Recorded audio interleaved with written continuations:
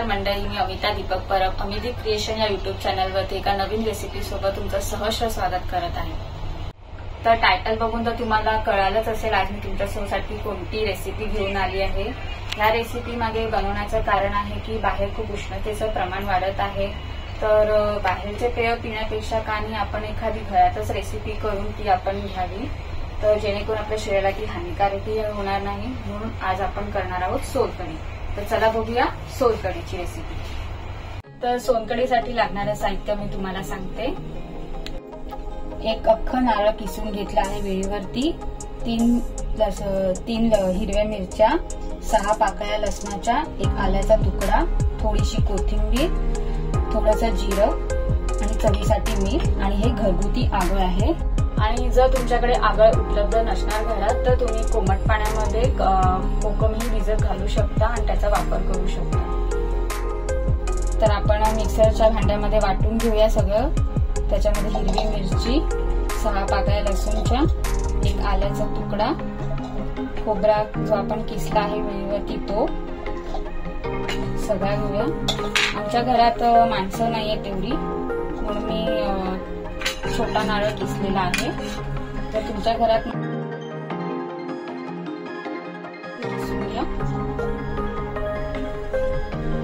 चवीसाठी जेवढी तुम्हाला मिरची तिखट लागत असेल तर तेवढी तुम्ही मिरची थोडी जास्त ऍड करू शकता। आता आपण ऍड करूया थोडासा जिरा,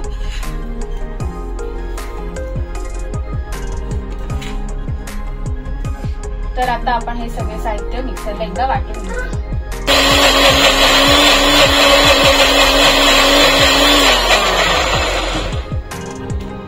आता आपण जे मिक्सरला वाटून घेतलं आहे ते आता आपण एकदा गाळून घेऊया या चाळणीमध्ये।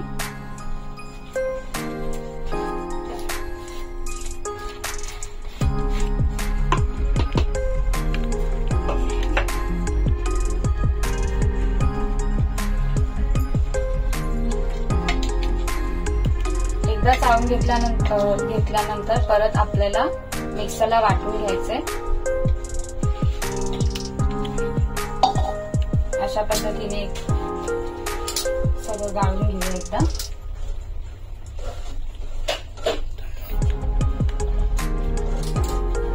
तर मी गाळून घेते, तर तुम्ही बघू शकता खाली रस येत आहे। अशाच प्रकारे आपल्याला 2 ते 3 वेळा मिक्सरला वाटून घ्यायचंय आणि 2 ते 3 वेळा ह्याच प्रकारे गाळून घ्यायचंय। तर मी पहिल्या स्टेजला आता छान रस काढून घेतला आहे। आता आपण हे परत मिक्सरला लावूया आणि मग त्यात आपण कोमट पाणी ऍड करूया। कोमट पाण्याने रस जास्तही येतो, घट्टसर होणार नाही।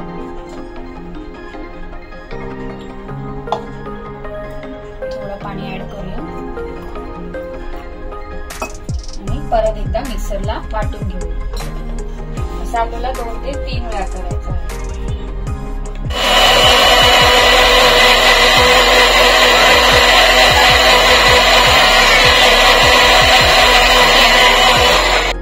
तर आता आपण मिक्सर लावून घेतलेलं वाटण परत गाळणीने गाळून घेऊया।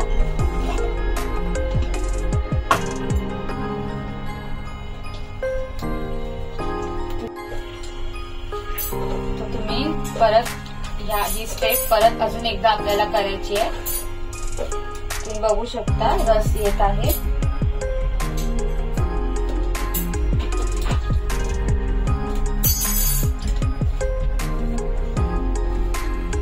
हा जो चोथा आपण आता खोबऱ्याचा केला आहे तो तुम्ही वाया घालवू शकत नाही।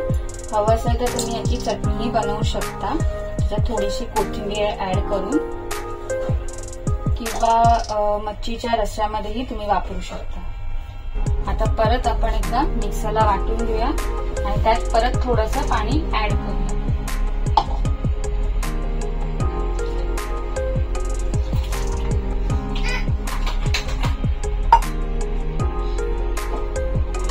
परत एकदा आपण मिक्सरला वाटून घेऊया। लास्ट व्हिडिओ तुम्ही बघितलीच असेल कोथिंबीर वडीची. मला कोथिंबीर वडीच्या रेसिपीबद्दल खूप छान असा रिस्पॉन्सही मिळाला. जर तुम्ही चॅनलवरती नवीन असाल आणि जर सबस्क्राईब केलं नसेल तर चॅनलला नक्की सबस्क्राईब करा आणि ज्या मी रेसिपी तुम्हाला दाखवते त्या जर तुम्हाला आवडत असेल तर लाईकही करा. तर माझं सगळं गाळून झालं आहे. तुम्ही बघू शकता रस निघाला आहे. जर तुम्हाला रस घट्टसर वाटत असेल तर त्याच्यात तुम्ही अजून कोमट पाणी ऍड करू शकता.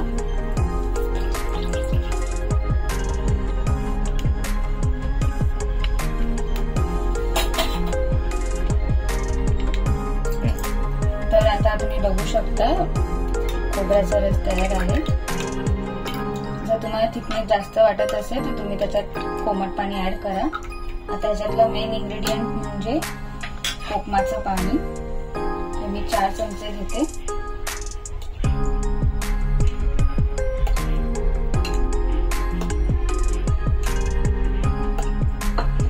तुम्ही बघू शकता किती छान रंग आला आहे. हे घरचंच आगूळ असल्यामुळे ह्याच्यात बीट वगैरे टाकायची गरज नसते.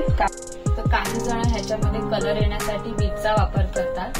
तर बीटचा वापर ह्या कारणासाठी करतात जे कोकम असतात ते सुकलेली असतात म्हणून त्यात अर्क येत नाही त्या पाण्यामध्ये, म्हणून सोलकढीला रंगही येत नाही म्हणून त्यात बीट ऍड करतात. हे आमचं आगूळ हे घरगुती आगूळ आहे जे गावावरून आम्ही आणलेलं आहे. तर आता आपली सोलकढी तयार आहे. तर आता चवीसाठी आपण थोडेसे मीठ घालूया आणि थोडीशी कोथिंबीर.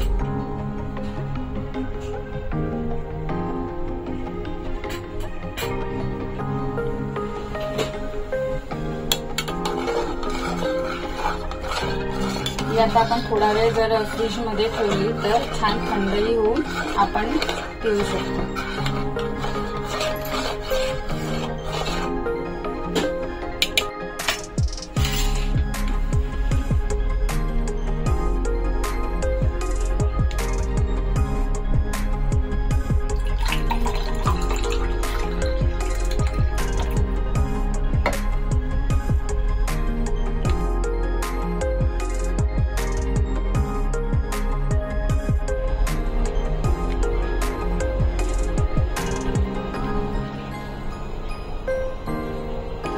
तर तुम्ही बघू शकता छान अशी सोलकढी आपली तयार झाली आहे आणि रंगही खूप सुरेख आला आहे. जर आपल्याला उष्णतेचा खूप प्रॉब्लेम होत असेल तर आपण सोलकढी पिऊ शकता. आणि जेव्हा कधी आपण नॉनव्हेज जेवण हेवी जेवण जेव्हा घेतो आपण तेव्हा सोलकढीने आपल्याला ते जेवण पचायला खूप मदत होते. तर नक्की सोलकढी तुम्ही ट्राय करा. पित्ताचा त्रास जर होत असेल तर तुम्ही नक्की सोलकढी पिऊन बघा. त्याच्यानेही तुम्हाला पित्ताचा त्रास कमी होईल. रेसिपी कशी वाटली माझी ते तुम्ही मला कमेंटद्वारे नक्की सांगा. जर चॅनलला सबस्क्राईब केलं नसेल तर चॅनलला नक्की सबस्क्राईब करा. तर चला परत भेटूया अशाच नवीन रेसिपीच्या व्हिडिओमध्ये. तोपर्यंत धन्यवाद.